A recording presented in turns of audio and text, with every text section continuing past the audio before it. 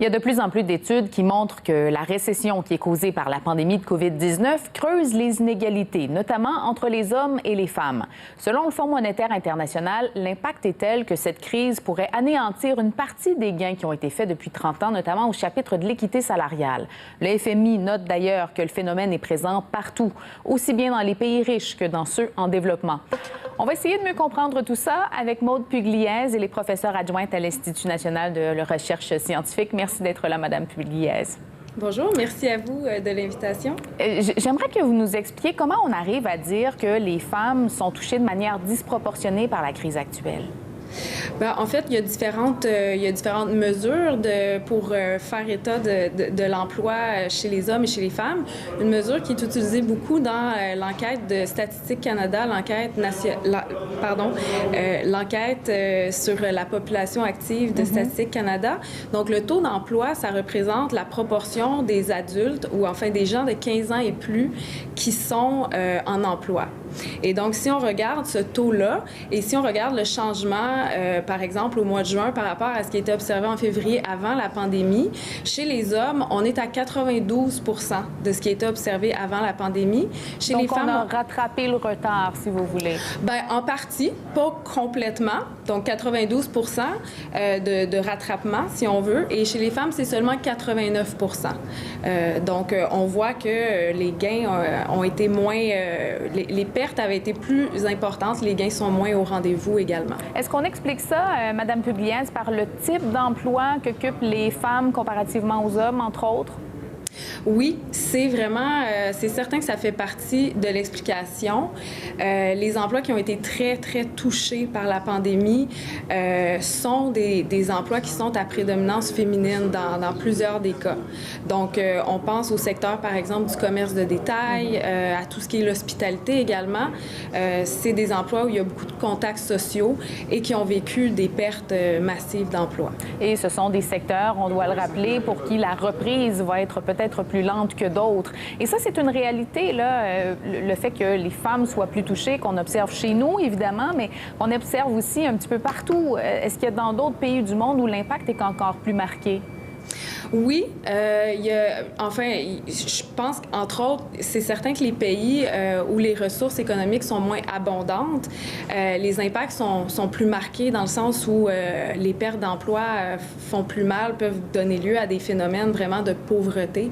D'ailleurs, le FMI, dans son intervention, là, estimait que les taux de pauvreté parmi les femmes allaient augmenter énormément là, au niveau mondial. Oui, c'est une préoccupation. Et tout à l'heure, on parlait de la nature des emplois. On parlait de commerce de détail, le secteur touristique, par exemple. Ce sont des secteurs dans lesquels c'est encore plus difficile de faire du télétravail. Alors, plus difficile pour les femmes d'avoir accès quand même à un revenu. Exactement. C'est vraiment je pense la plus grosse partie de l'histoire, c'est des secteurs où c'est tout simplement pas possible. Quand on doit servir quelqu'un, comme on le voit actuellement sur vos images, ça se fait pas malheureusement en télétravail. Et même quand c'est possible de faire du télétravail, une des observations, c'est que c'est plus compliqué, évidemment, au niveau de la répartition des tâches dans le couple. Quand deux travaillent, qu'on a des enfants, souvent, ce qu'on a observé statistiquement, c'est la femme qui met de côté un peu plus ses tâches en lien avec le travail, là. Oui, ça, c'est tout le temps. Par exemple, au Québec, il y a une étude de Ruth Rose en 2016 qui estimait que les femmes, à chaque jour, passent 2,2 heures de temps de travail parental. Chez les hommes, c'est 0,9 heures. Donc, tu sais, si on étale ça sur une semaine de 7 jours, ça fait vraiment une grosse différence, 9 heures de différence entre les hommes et les femmes. Je mentionne aussi que, oui, c'est inégal dans le couple, mais il y a beaucoup de séparations, comme on le sait, de gens qui sont seuls. Et à ce niveau-là aussi, les femmes sont beaucoup plus susceptibles que les hommes d'avoir la charge unique d'un enfant ou d'avoir davantage de temps parental dans les unions qui sont en garde partagée. Donc, pour ces femmes-là, vraiment, le travail parental est extraordinaire et bien sûr, on le sait, là, c'est quelque chose qui a été complètement magnifié durant la pandémie avec la fermeture des écoles, des garderies. Oui, bon, évidemment, l'impact de tout ça s'est fait sentir pendant le confinement, se fait encore sentir maintenant parce que les emplois n'ont pas été retrouvés par les femmes, mais est-ce qu'on pourrait traîner les impacts longtemps? C'est-à-dire difficulté d'avancement de carrière, que ce sera plus long pour gagner des revenus, par exemple. On pourrait le sentir pendant une génération, c'est possible? Je ne sais pas ce qui est possible, mais je pense qu'une façon de voir peut-être les impacts à long terme, c'est de constater que certainement une raison pour laquelle ce sont les femmes qui renoncent un petit peu plus à l'emploi, soit pour des raisons de chômage, mais aussi pour prendre en charge les tâches parentales. Ça tient entre autres dans le fait que les femmes ont des plus bas revenus. Donc, c'est sûr qu'on comprend quand les couples doivent choisir qui on priorise, eh bien, les femmes, du fait des moins bons revenus, ont moins de pouvoir de négociation. Donc, on voit qu'en fait, les impacts des inégalités précédentes se font sentir actuellement. Et donc, on peut imaginer que c'est une roue qui tourne et qu'en amplifiant le phénomène, ça va continuer. Il y a le Fonds monétaire international, on en parlait, qui demande justement au gouvernement d'agir, d'intervenir. De quelle manière on peut atténuer le choc pour les femmes?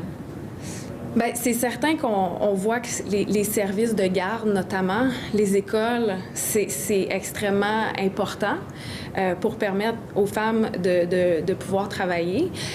Après ça, bon, moi, je suis pas du tout une spécialiste de la santé, alors je m'avance pas sur si c'est la bonne... les réouvertures, c'est vraiment ce dont on a besoin.